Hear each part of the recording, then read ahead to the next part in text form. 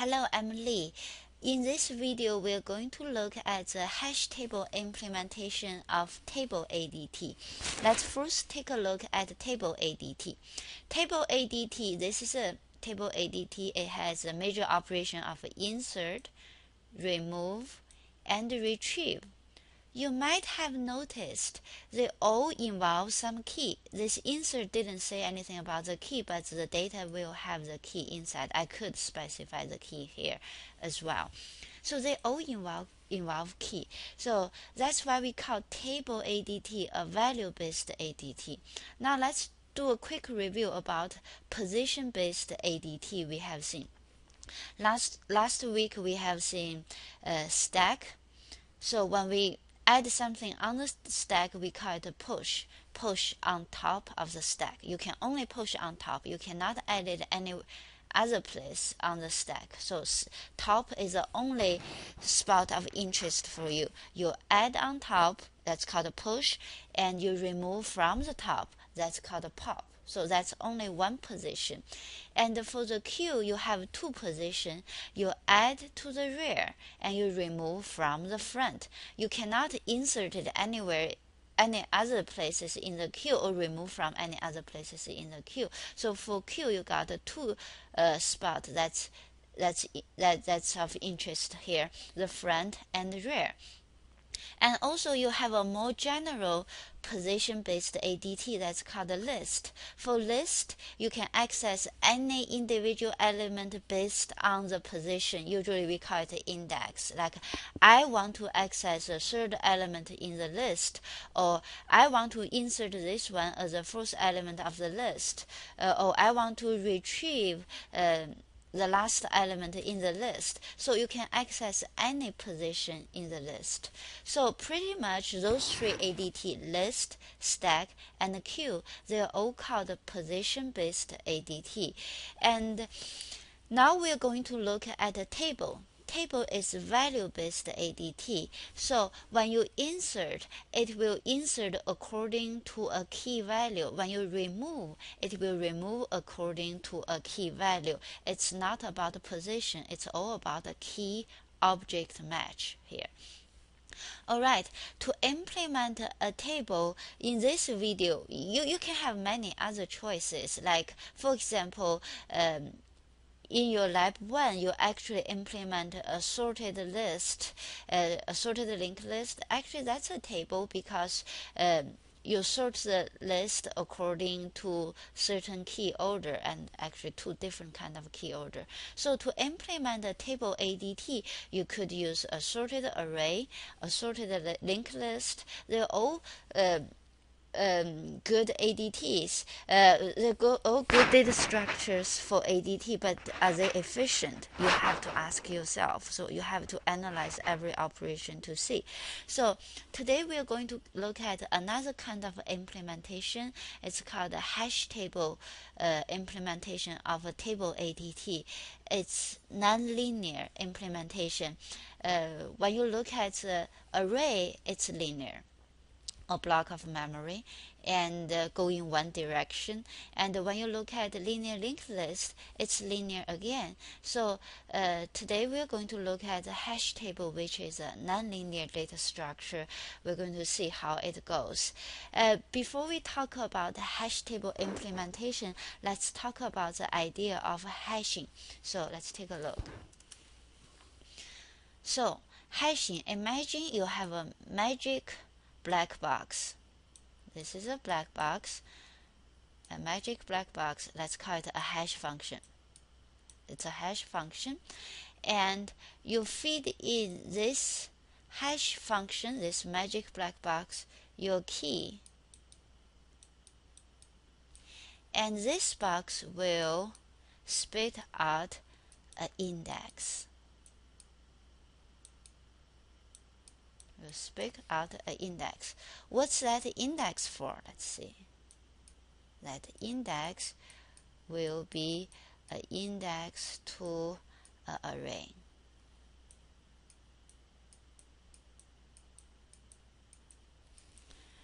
Alright, so now let's imagine this magic black box. For any unique key, it will spit out a unique index, actually unique key match with a unique index within the boundary of this array. So, for example, if I'm trying to add a student object to this table, this is a table I'm talking about. If I call this one a table, I'm going to add a student to this table, assuming I'm going to use a G number as a key. So if I give it G20, assuming it spit out index as 3, so 0, 1, 2, 3. So okay, it's going to add G20 here. Alright, so let's see, for the insert operation, it looks like this. You first run your key through this hashing function. It gives you back a unique index, which is 3. So you say, oh, it's 3. I'm going to add it right here at index 3. This is G20. Now let's think about for the retrieve function. Later on, if I want to retrieve, I give you the key G20. You do the same thing. You first feed this key into this magic black box. And this magic black box will spit out the index as 3. You come right here and retrieve this guy, this G20 item. And how about the remove? Very similarly, you first feed this key into this hashing function. You get back the same value as 3, and it guides you right here, and you can remove this guy. How to remove it? You can just mark it like this spot is unused, the item is removed. So you see, it's super efficient with this hashing thing. So the only thing that's involved is a hashing function. So if you design your hashing function in a way that for every unique key you got a unique index that's within this boundary, then the performance is unbelievable, because you don't need to traverse, you don't need to shift.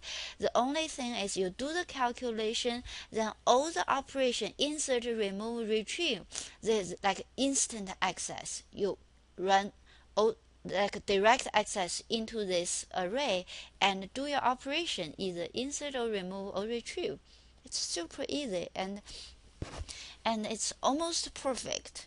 Alright, now that's in the perfect world, assuming your hashing function is that perfect, it always spit out a unique index for a unique key. So, but in reality, that might not be the case. And also think about it. So, if you want that instant access in this table, the one assumption will be your table will be big enough, and so that everybody gets their own spot.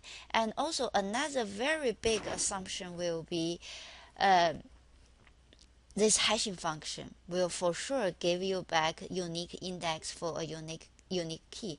So now how about let's say, what if your hashing function says for G80, for somehow your hashing function give you back the same index?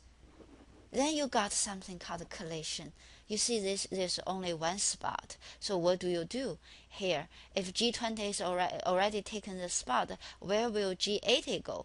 So you have to figure out something to handle this. We call it collision. So this hashing function spit out the same index for different keys, then you got crowded here, you got collision here. So how do you handle that? So one way to handle that, something is called the linear probe. Linear probe will be, we say, okay, G80 hash, give me back step index 3, and unfortunately this spot is taken. Then I'm going to look at the element, the spot after this one. Then if this one isn't taken, I'm going to take this one. If this one's taken, I'm going to keep on looking. So you see, this is not a good news, because this linear probe will mean after the hashing, you don't have direct access.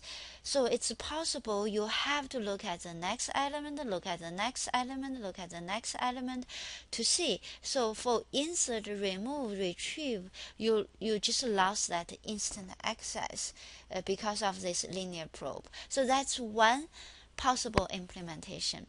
Another possible implementation will be, let's take a look. That's the approach we're taking in this project. We're going to say, hey, this is an array. So yeah, you have collision. So 20 is already taken. So we cannot add 80 there. How about we change the design a little bit? Instead of putting 20 right here, we say we add a little chain to this bucket. Something like this.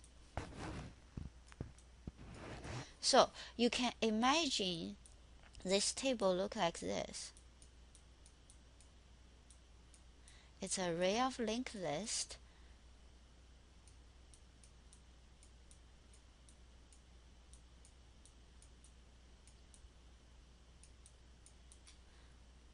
Something look like this. So let's take a look. So assuming I have another chain here.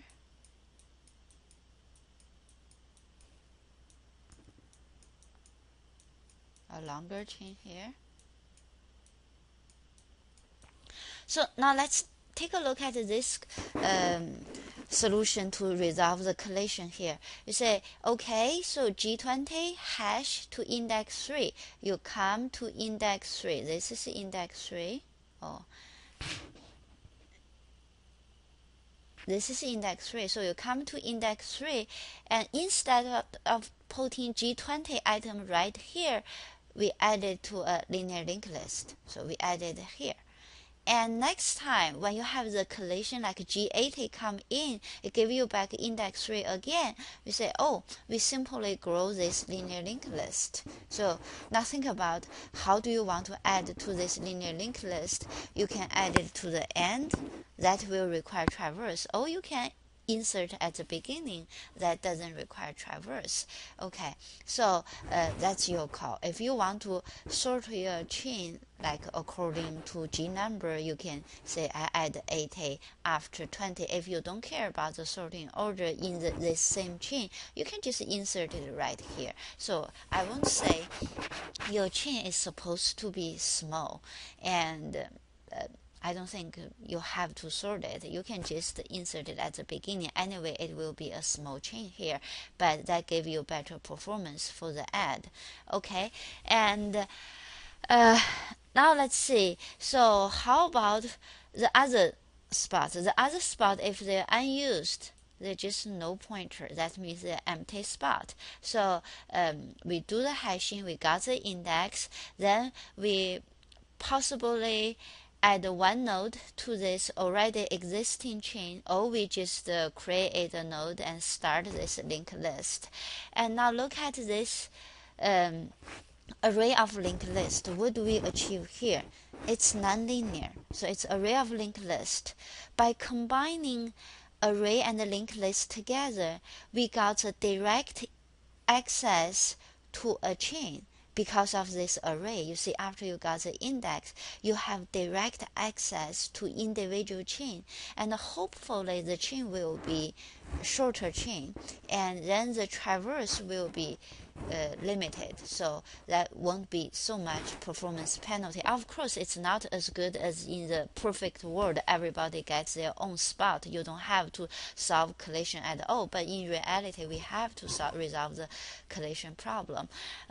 This is one of the solution by chaining it up in individual bucket here. So now you can compare the performance to a linear linked list here. So if you have linear linked list like this, so imagine if you have 100 elements here, you're going to have 100 nodes, and the traverse, for the worst case, you're going to traverse 100 nodes here.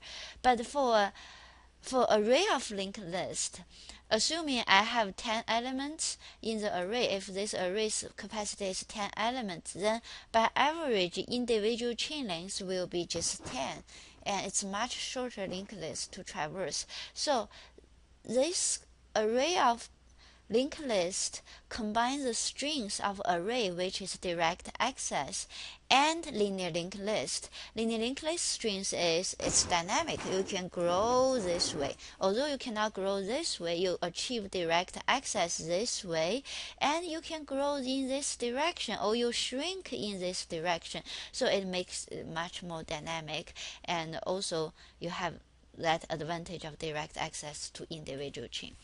Alright, so that's an overall picture about this array of linked list implementation of a hash table. So let's take a look at the code now.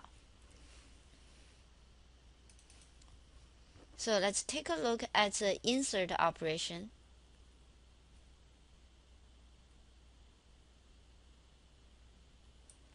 For this insert operation, we say, okay, first we take a look at the key. So you give me the data, I'm going to take a look at the key. Then I'm going to feed this key into calculate index, which is a private function.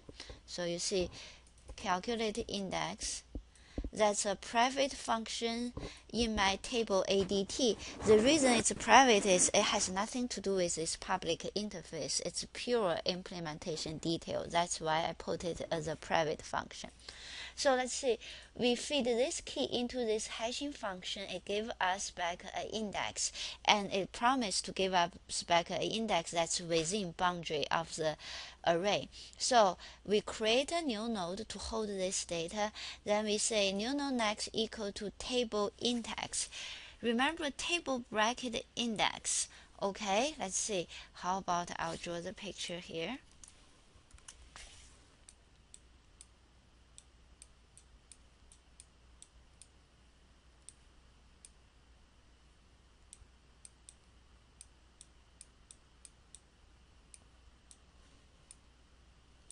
So table, this is a table, which is an array of heads for individual chain there. And so how about let's take a look at the data definition first. You see, this is a pointer to a pointer. So how it goes? So let's see.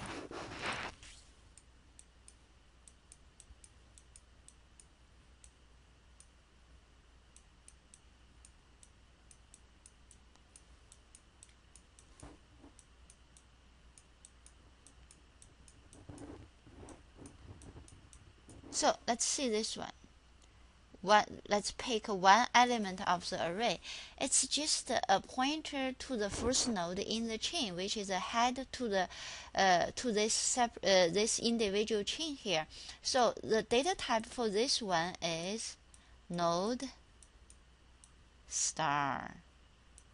So it's a pointer to a node, and similarly here, this is a pointer to a node. Then the type for this table has to be a pointer to a pointer of a node. That's where this node star comes from. So it's a pointer to a pointer to a node. All right. So now let's get back to the implementation here. And for the insert operation here, so let's draw that hash table again. So remember, this is a table which is a pointer to a pointer of node.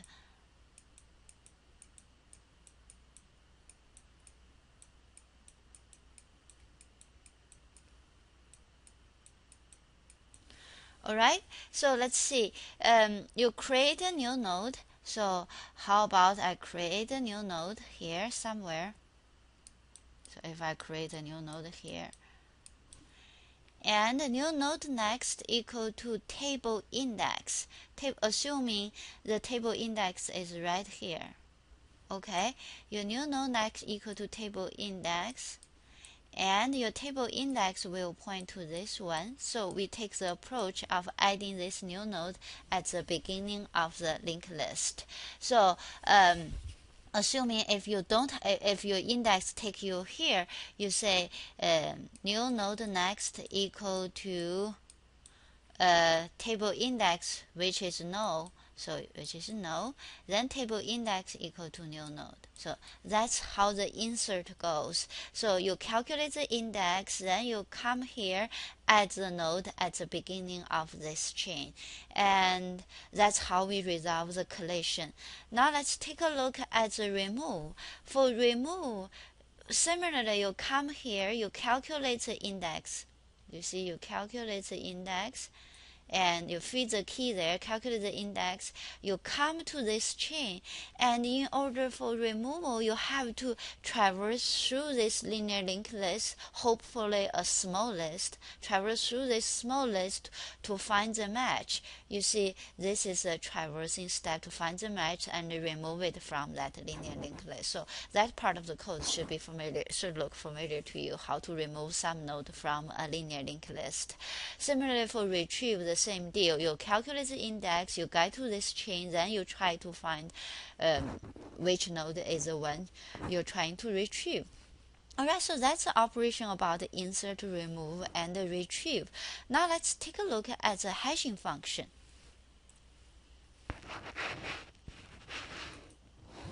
So the hashing function is a calculate index one. So let's take a look at the calculate index one.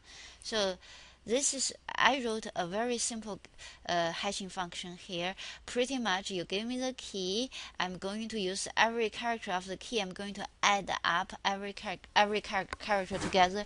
Remember, characters, they have the ASCII value, so I just add the ASCII value together, but that could be bigger than my table size, so then I mod the capacity, so that will make sure I'm within the array boundary here. So you got the total, add them together, then mod the capacity. Now let's take a look at how I got the total here. So how about, let's see.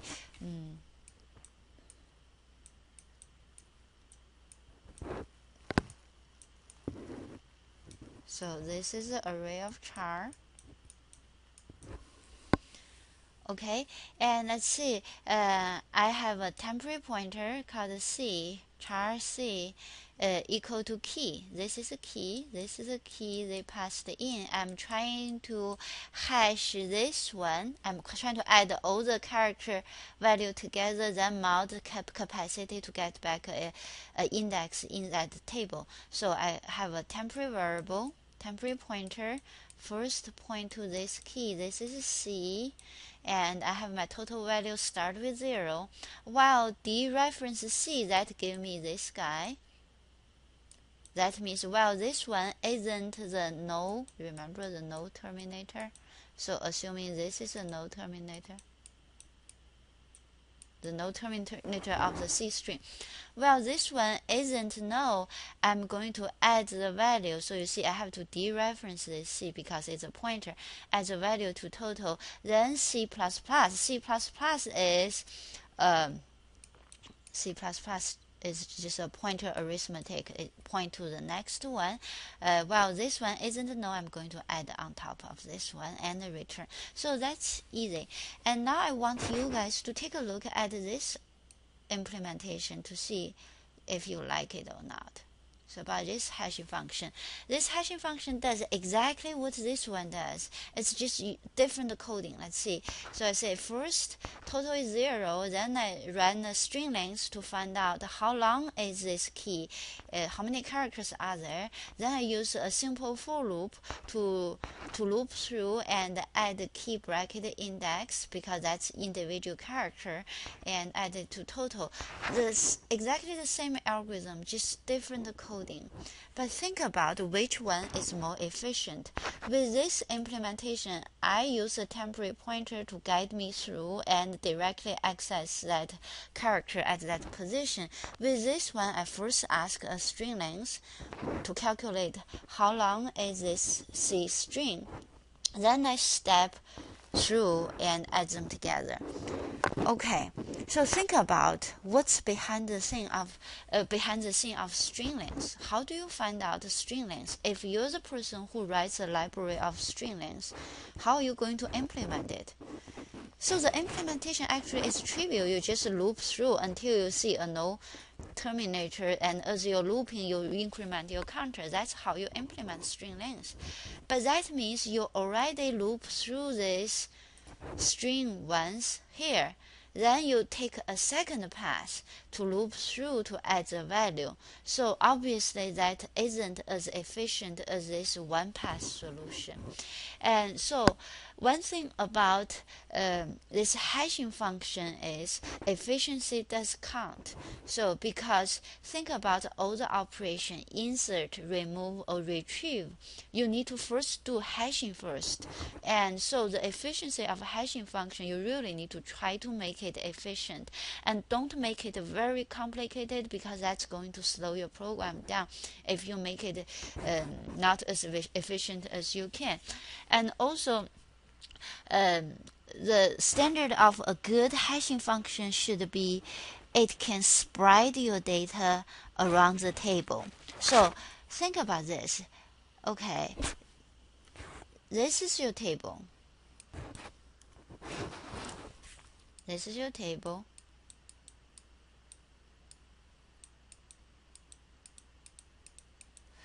And so this table, for our implementation, we use this array of linked lists to resolve the collision there. Okay. Think about this is your table, and a good hashing function, this calculated index, should spread the data evenly around the table. Of course, the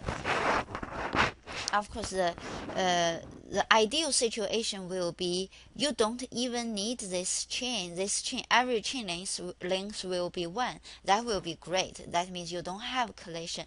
But if you cannot make this one that ideal, it's hard to make it that perfect. When chaining them, you really want them to like the length of the chain to be short and to be even. You want the data to be evenly distributed in this table. So that will make a good hashing function, make them evenly distributed. Now think about if your hashing function, unfortunately, so for example, if this is your hashing function, we are hashing the phone numbers. And if your hashing function says I'm using the area code as a data for the hashing function, now think about for Portland, that we got 503 a lot, then lots of the data, or most of the data, all end up into one chain, then this hash table performance really isn't good at all. So how different from a linear linked list then, if all the elements end up in the same chain, in the same bucket, that really hurts your performance. So a good hashing function should be able to spread your data evenly around the table. And also research shows a prime number of table size help with the distribution of the data. Alright, so that's our hashing function discussion. And in order to test if you have a good hashing function, you're supposed to monitor the chain length, and that's one of the tasks for your lab assignment. You're going to model how long for individual chain, and you can just display like for debugging reason, for testing reason, you can just display like for chain 0, that's number 1, chain 1, maybe you got 3 collision there, and to give you a sense how you resolve that collision by your hashing function there. Thank you.